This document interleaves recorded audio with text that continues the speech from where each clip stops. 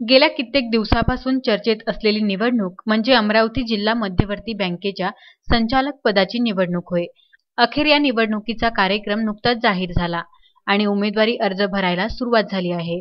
2 September गुरुवारी रोजी उमेदवारी फॉर्म भरण्याच्या तिसऱ्या दिवशी सकाळी 11:30 वाजता जिल्हा निबंधक कार्यालय अमरावती येथे सोसायटी मतदारसंघातून दर्यापूर येथील कृषी उत्पन्न बाजार समिती संचालक तथा जिल्हा बँक माजी अध्यक्ष, अमरावती जिल्हा सहकारी बोर्ड संचालक सुधाकर पाटील भारसाखडे यांनी आपला उमेदवारी अर्ज आमदार बळवंत वानखडे, जिल्हा परिषद आरोग्य सभापती बाळासाहेब हिंगणीकर, शेतकरी जेनिंगचे माजी संचालक मधुबापू देशमुख, खरेदी विक्री संघाचे उपाध्यक्ष गजानन जाधव, सचिव बाळासाहेब टोडे, नरेश देशमुख, ॲडव्होकेट अभिजित देवके, संजय चव्हाण यासह अनेक नेत्यांच्या उपस्थितीत उमेदवारी अर्ज दाखल केला।